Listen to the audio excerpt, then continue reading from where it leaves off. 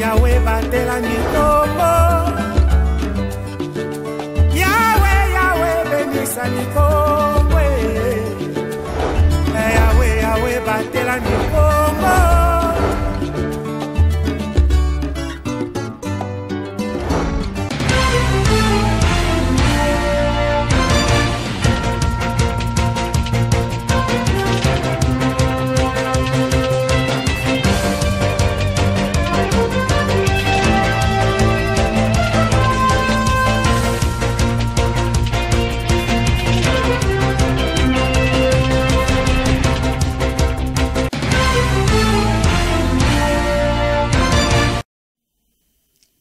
Bonsoir mesdames, messieurs et bienvenue à ces rendez-vous d'actualité vespérale sur ma bannière télévision.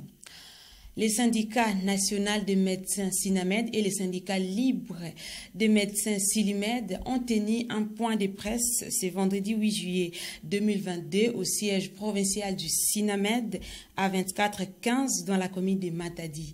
Il était question pour ces syndicalistes de lire le procès verbal de leur réunion avec le gouverneur de la province du Congo central et présenter leur cahier des charges. Suivez ce reportage signé Mamid Bodi et Grace Falanka.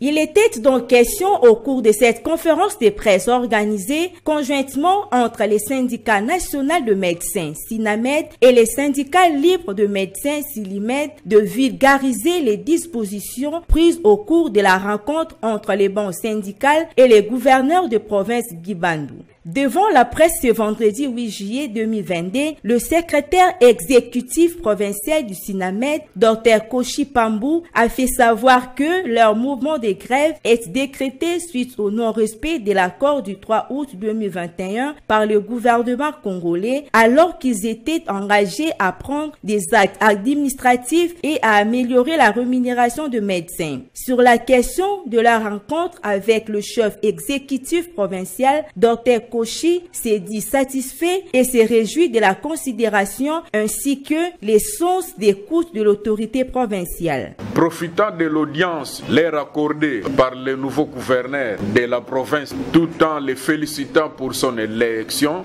les deux bureaux du SINAMED et SILIMED a profité de lui déposer les cahiers de charges. Ces cahiers de charges a deux volets. Il y a le volet social où nous réclamons au gouvernement provincial de notre province, premièrement, une prime provinciale à l'instar des autres provinces de la République démocratique du Congo, une exonération des paiements de péage pour tout médecin possédant une carte SENOM, l'octroi de lotissement dans chaque territoire et ville pour la construction des logements décents pour les médecins. Un lotissement à Matadi pour la construction d'un siège digne pour la communauté médicale du Congo central. La prise en charge des médecins malades en dehors de la province. Et 6. La prise en charge des obsèques des médecins par l'État. Notons par ailleurs que plus de 10 000 médecins non reconnus par la fonction publique et près de 6 000 sont traités comme journaliers dans des structures hospitalières publiques. Le gouvernement congolais a revu à la hausse le prix du carburant sur toute l'étendue du territoire national. Cela a été annoncé le 7 juillet 2022 dans un communiqué officiel signé par le secrétaire général du ministère de l'économie. Suivez ce timbre vocal de Glodino Lucan. Les retombées de la guerre entre la Russie et l'Ukraine continuent à se manifester dans le secteur pétrolier dans plusieurs pays du monde. Cas de la République démocratique du Congo, après un moment de pénurie de carburant, le gouvernement congolais a réajusté la structure des prix. Un communiqué signé par le secrétaire général à l'économie est rendu public le jeudi 7 juillet 2022. Le prix a été revu à la hausse sur toute l'étendue du territoire national. À Matadi, chef-lieu du Congo central, 1 litre de gasoil se vend à 2485 francs, le pétrole à 2100 francs et les litres d'essence quittent à 2395 francs à 2495 francs. Face à cette situation, le conducteur des automobiles ont exprimé leur désolation et affirment avoir fait rapport aux autorités de leur structure et attendent une décision de leur part. Nous sommes très déçus après constat de l'augmentation des prix du carburant. Nous n'avons pas d'autre choix, nous attendons la décision de nos autorités. Le prix du carburant ne fait qu'augmenter. Nous sommes très déçus que nos autorités réagissent le plus vite possible. Cette décision du gouvernement intervient pour maintenir l'équilibre du système d'approvisionnement du pays en produits pétroliers. Signalons que jusque-là, cette hausse du prix n'a pas influencé les coûts du transport en commun fixés à 500 francs congolais. Nous sommes toujours au niveau national. Le gouvernement congolais s'apprête pour apurer toutes ses dettes de la consommation de l'électricité et de l'eau. Résolution prise au cours des travaux de la commission technique mixte chargée de la réforme du mode de gestion des consommations d'eau et d'électricité des sociétés publiques et des ayants droit. Suivez ces commentaires.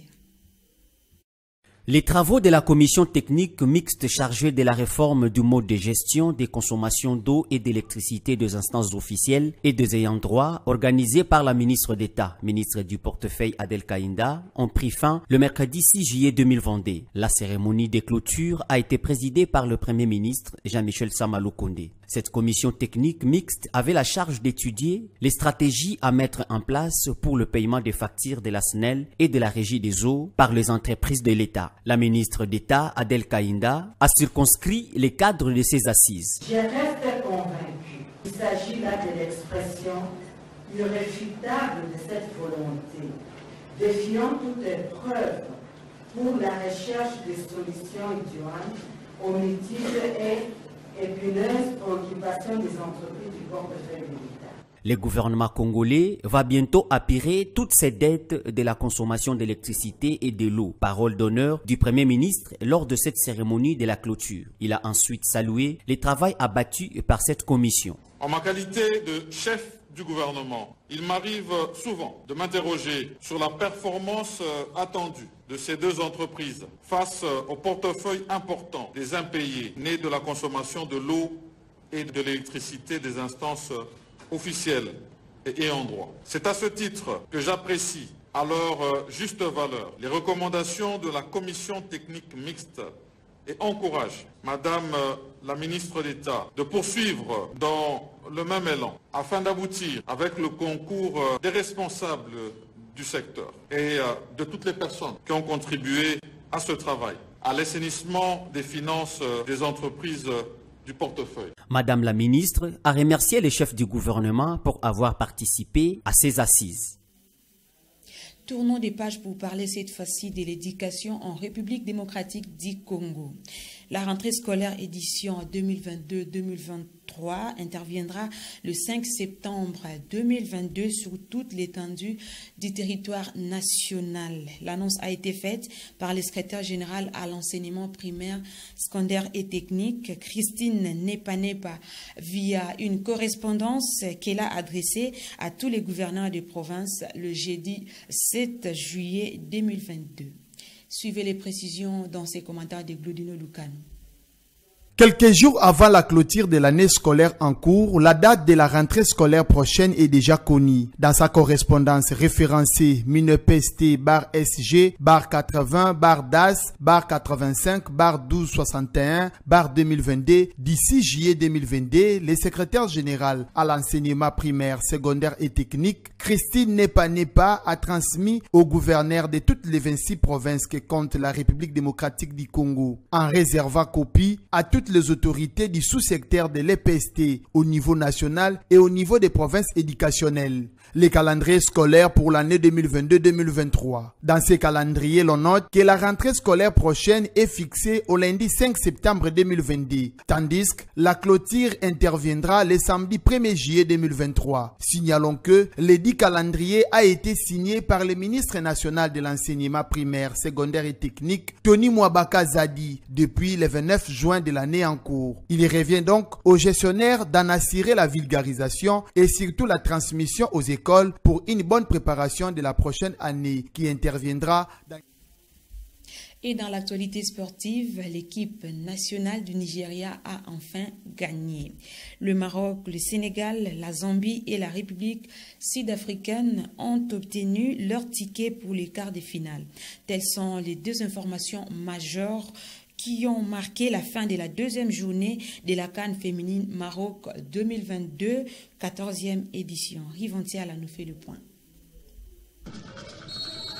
Le réveil était attendu côté nigériane contre les Botswanaises ce jeudi 7 juillet après le revers face aux Sud-Africaines, 1-2 le lundi 4 juillet dernier. Les championnes d'Afrique ont répondu aux attentes des supporters nigérians en prenant les déçus sur le Botswana, succès 2-0 au terme de la rencontre de la deuxième journée du groupe C. 2 heures avant, la République sud-africaine a confirmé son état de forme en infligeant une deuxième défaite au Burundi. La note de 3-1 a récompensé les efforts des Sud-Africaines qualifié directement en quart de finale grâce à cette victoire. L'étape de quart de finale avait enregistré le mardi 5 juillet dernier la qualification du Sénégal et celle du Maroc logés dans le groupe A, respectivement tombeurs du Burkina Faso 1-0 et de l'Ouganda sur le score de 3-1. Le pays organisateur et le Sénégal sortent de la poule avec 6 points après 2 sorties. Le groupe B n'est pas en reste avec la qualification de la Zambie, victorieuse 1-0 de la Tunisie. Avec 4 points, un de plus que l'équipe de l'Afrique du Nord, la Zambie complète la liste des quarts de finalistes. Dans la deuxième rencontre du groupe B, Togolaises et Camerounaises ont fait jeu égal en se quittant sur le score de 1-1.